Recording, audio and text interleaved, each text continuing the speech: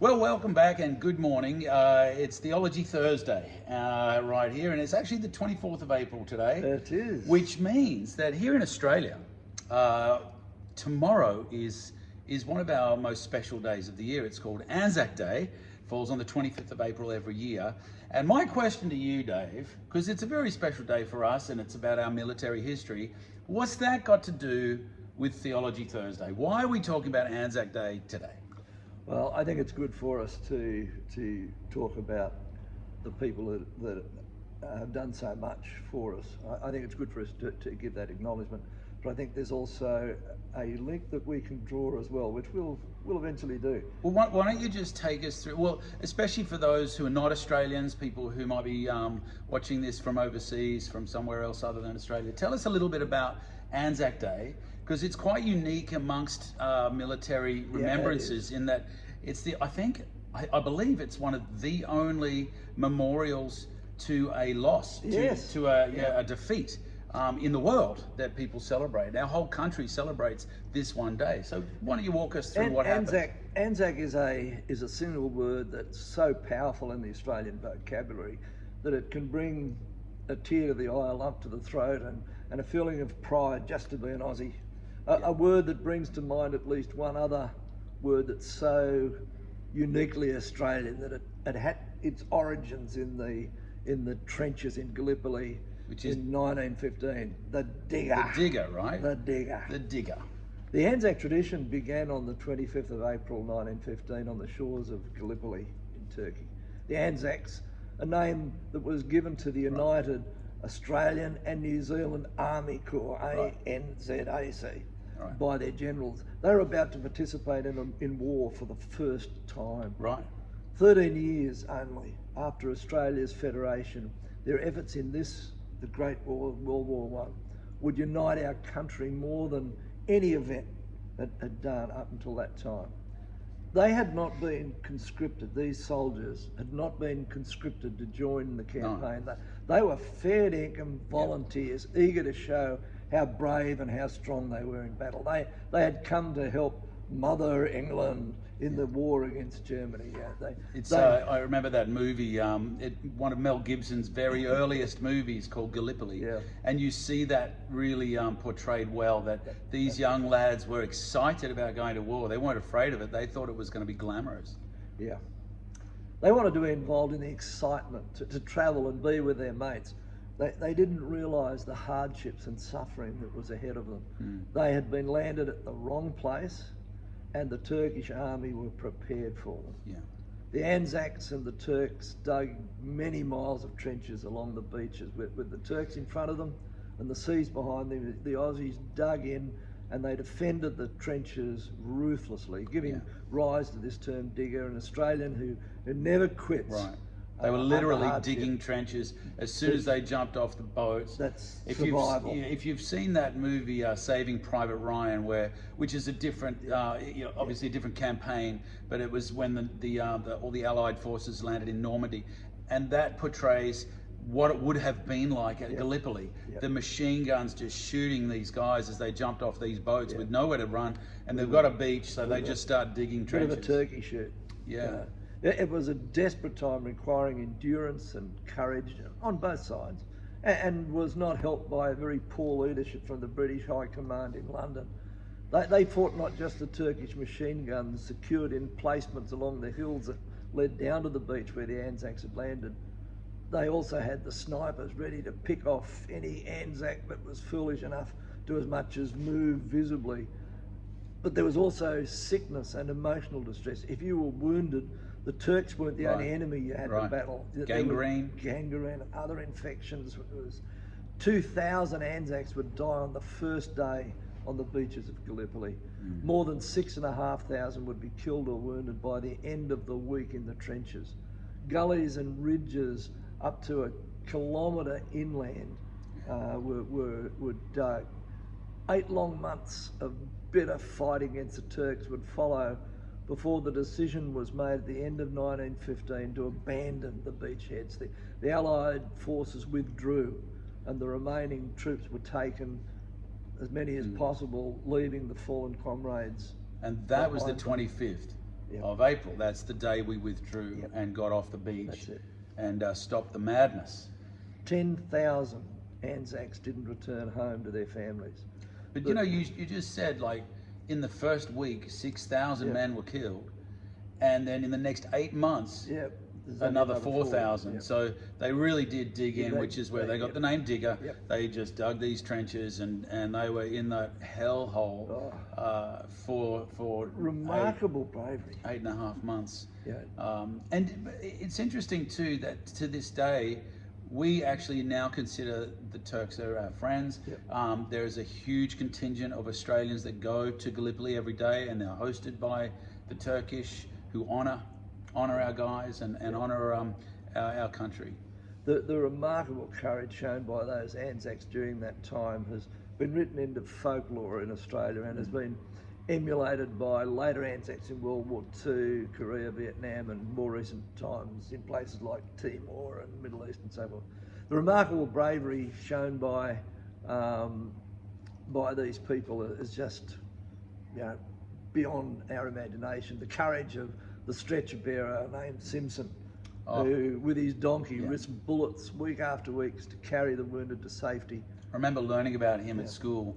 He was, he was a big deal, and he still is a big deal here in Australia. And the thing with Simpson, he was a stretcher bearer because he wouldn't fight. He He didn't want to shoot anyone. didn't want to. Yeah. So he spent. It's similar to that other movie, Hacksaw Ridge, where you know that Christian guy said, "I can't kill people, but I can go and rescue our guys," and so that's exactly what Simpson did in the First World War. And finally, he lost his own life on the beach of Anzac Cove. Nobody ever forgets Simpson and his donkey. Traditionally, the 25th of April is set aside as a public holiday for Australians to remember the bravery of the men and women who fought in war. On this day, Anzac Day, all over the country, in cities and towns, no matter how small, Australians will gather together at Anzac memorials to honour those who gave their lives for our country. On this special day, we pay tribute to the Anzacs. We Australians remember our diggers for their patriotism, their courage, their love of country, and their sacrifice. Right. You know, some of the technologies that we have that have advanced in recent years, amazing. Certainly in the last 50 years, I mean, the advancements are spectacular. From medicine to mobile phones, the world today has developed some amazing things that have changed life and lifestyle of pretty much everyone. Yeah, we won't go near AI. No. But artificial intelligence, that's really something, isn't it? And one of the areas where technology has blossomed has been in the world of entertainment. Right. Some of the special effects that we see in movies make us almost forget that we're watching a movie or maybe playing a video game, and we feel as though we're there experiencing it personally. We feel as though we're part of the scene. But then the movie finishes. Yeah. And we leave the world of fantasy and understand that it was just a movie. It wasn't real. We get to go home. We get to go home, and then all the actors that we saw die in the war movie, they're going to be alive again tomorrow night when we see them in another program on TV. And so the horror of war becomes something of a fantasy to so many, but it's no fantasy. You know, people, make no mistake, war is very real, and the soldiers who gave their lives for their nation on that first Anzac Day and in the many battles since then, they gave their lives for our freedom, and they did not come back for the next scene. No. These were real sons and daughters and mums and dads and husbands and wives, real people who gave a real life for our freedom.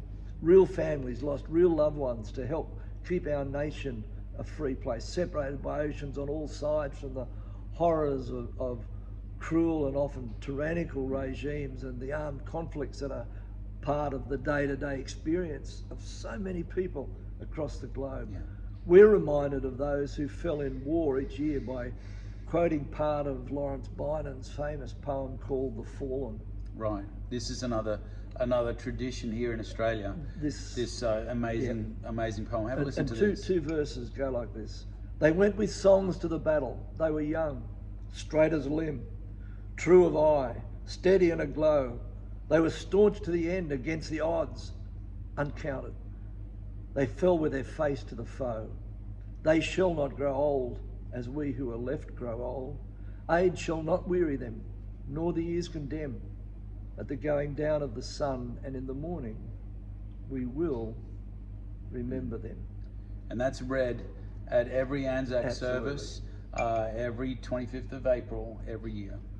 I think it's a pity that those who served our nation and gave their lives for us are remembered by so many only on this day, Anzac Day. Maybe by some on November 11 as well. Sure. We sometimes get the second day in. We should be always thankful, ever mindful of those who serve and of the price that so many have paid on our behalf, and truly say that we will remember them. But you know, Pete, So what, yeah, what's this got to do with Theology Thursday? Well- I mean, it's wonderful, it is great, I'm glad that we've shared this, but tell us how this connects. Easter has just passed by when the Christian world remembers another who gave his life for our freedom. But he came back. Wow. Not just in a special effect like some Hollywood blockbuster, but Christ actually rose from the dead, having paid the price for our sin, for the eternal freedom of those who receive his gift of salvation. Yeah. Of course, there are many who, just like they think about Anzac twice a year, treat Jesus the same way. They attend a memorial service twice a year to remember him. You know, Easter and maybe Christmas. You know, if Santa doesn't actually take all our attention, but that really doesn't cut it. If you're watching TT today, Theology Thursday today, it's unlikely you're part of that particular cohort. No. But what about those who remember him weekly? Go to church, sing some Right. songs, maybe take communion. We do this for remembrance after all. Listen to a message of some sort. And thus we feel we've fulfilled our Christian obligation. We Yeah. spend the rest of the week following our own ideas and our own agenda. Right. But it ignores the real message of Easter. Certainly it's true that he died for us and that he rose from the dead. But the great reality is not that he was risen. That's the Yeah. truth of history. Rather, the great reality is that he is Right. risen. So why do we say that, Dave? Why don't Yeah. we just say, hey, he was risen, he rose from there, and it's past tense. Why do we put it as a present tense? He is risen. Because he lives, not just as some special movie effect, but as the risen, glorified Son of God, Right. who is our Saviour. Certainly it's good at Christmas to remember the reality that he did come. And at Easter, it's good to remember why he came, to give his life as a ransom for many. But our remembering can't just be, or shouldn't just be, confined to twice a year, not even to once a week. He said, I am with you always. And we should never forget his presence with us, yeah. his salvation in us, and his power that equips us every day to serve and honour him. You know, even Jesus said in his Lord's Prayer, give us today our daily bread. It's a daily thing. Yeah. And of course, he's not talking about, you know, give me today, fulfill my needs, you know, pay my electricity bill. He's give me something from heaven, my daily bread, Yep. every day. Not just once a week or Yep. twice a year, but once, every day. You know, in rabbinical practice, and you know I'm an Old Testament person, but in rabbinical practice, You look like an Old Testament guy. yeah. Every Jew should pay the shacharit every morning to commit their day to God. And each evening they pray the Mariv to thank God for the past day and to commit themselves to God's keeping during the night. Interestingly, the Mariv ends with them saying, into your hands I commit my spirit, when they go to sleep. Is that right? I did not know that. That's how it ends. Wow. And the expectation of that is, in the morning I'm going to take it up again. So Right. this is not I'm a going to final sleep. thing.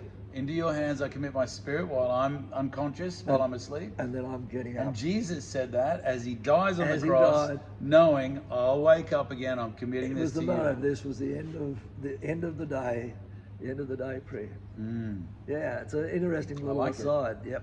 So in rabbinical practice, the Jews should pray every morning. Like there's a midday one as well, but certainly every morning and every night. And I think that's a good choice for us too, at the very least, to set aside time each morning and each evening to focus on God. Yeah. Whether we call it morning devotions and evening devotions or whatever we want to call it, to spend some time actually focusing on Him, to thank Him for all He has done and all that He is continuing to do. So at the going down of the sun and in the morning, we remember Him. Beautiful. So that's the connection. I like that. Thanks, Dave. And to all of you in Australia, we wish you a great Anzac Day weekend. And tomorrow, you know, take some time to reflect on, you know, our amazing country, but what it's cost a lot of people to keep us and get us to where we are. And Pete, just a reminder too that next week there won't be any TT because we have our National ACT conference, so we'll all That's be right. away. I forgot about that. Okay. God bless you and have a wonderful weekend.